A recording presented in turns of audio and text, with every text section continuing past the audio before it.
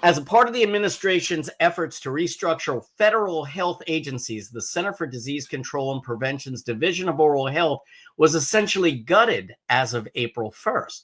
This comes after the U.S. Department of Health and Human Services announced March 27th that 10,000 full-time employees are going to be laid off as part of the agency overhaul. So what does that mean?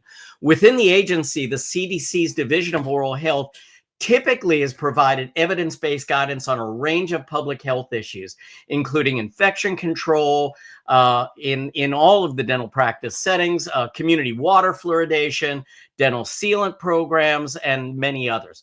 I know that there's no intention to eliminate these services, but it leaves us wondering who is going to be there to fill the void.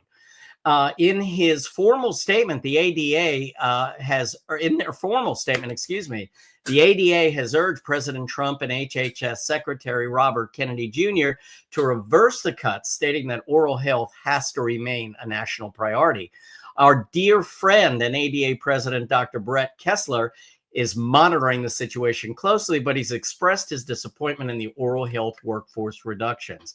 Congress is preparing to challenge the reorganization of the Department of Health and Human Services, and Secretary Kennedy has been asked to testify at an April 10th hearing. And lawmakers at that time are expected to raise concerns about the scale and the legality of all of the restructuring. The ADA said they'll continue to monitor the developments and assess the implications for dental public health programs, including those related to water fluoridation, oral disease prevention. So stay tuned. And speaking of anti-fluoridation or fluoridation concerns, anti-fluoridation activists have been continuing to claim that mandated water fluoridation poses ethical and safety concerns. And many states are considering legislation now that are going to ban adding fluoride to public water systems. In the current heated political environment, the fluoride debate has been front and center, with anti-fluoride activism on the rise, though most dentists support it as a safe and effective way to prevent tooth decay.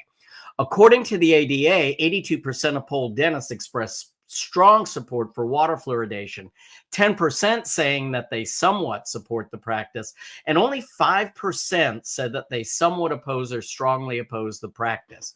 Although organizations like the ADA and AGD staunchly support fluoridation at optimal levels, and most states embrace the practice, others are considering removing fluoridation mandates or banning it altogether.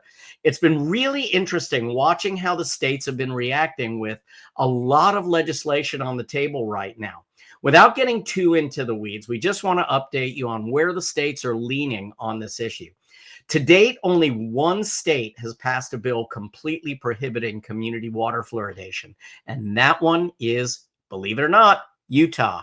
And that's where JB is right now. I won't bug her to get local commentary, but it is going to be very interesting to see the results of that decision, say in about 10 years or so, when some of the children will be coming to an age where caries is typically a large concern. Other states that have proposed bans awaiting a vote on community water fluoridation are Tennessee, Louisiana, and Florida. Meanwhile, a few states have proposed bills that would allow the practice to be optional, allowing local governments to decide, which to me at least is worth discussing. Those states are Nebraska, Kentucky, and Arkansas. On the other side of the coin, bans on water fluoridation have either failed or been tabled indefinitely. These states are New Hampshire, North Dakota, and Montana. And then there are only two states, New Jersey and Connecticut, that currently have bills proposed that will ensure continuation of community fluoridation. This is a really hot topic right now, and I'm sure we're going to see more states chime in shortly, but we'll do our best to keep you in the know. And finally, and I know you're glad to hear finally, I don't usually do this much reading, by the way. I'm kind of an off-the-hip kind of guy. But when you're filling in for a JB, I mean, it's got to be good. So, I had to put my words into writing. Anyway, I'm sure you've all heard of the tragic death of a 9-year-old girl in San Diego who just hours after a dental procedure that involved general anesthesia passed away. We don't have all the details yet, but according to the medical examiner, the child was moved to a recovery room after the surgery and then discharged. It said that the child fell asleep on the ride home and continued to sleep when she arrived. The next time the family checked on her in her room, she was unresponsive, and she was ultimately pronounced dead after resuscitation efforts failed. According to the dentist, following the procedure, she was discharged in stable condition, awake with stable vital signs and protective reflexes intact. She was discharged into her mother's care and followed all standard post anesthesia protocols. While the official cause and manner of death are still pending, that hasn't stopped the media from amplifying this tragedy, creating yet maybe another black eye for dentistry.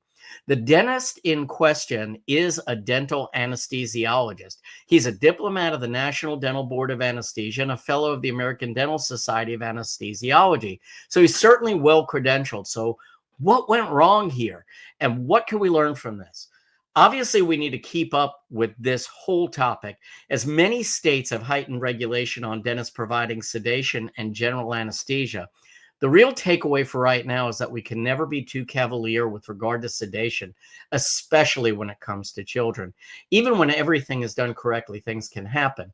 We truly, all of us here, wish the grieving family our deepest condolences, and hopefully the profession will learn something from this terrible tragedy. And certainly JB, Chad, and I will try to keep you all abreast of what's going on with that. But we'll all be very interested to see what happens. So with that, that is the news.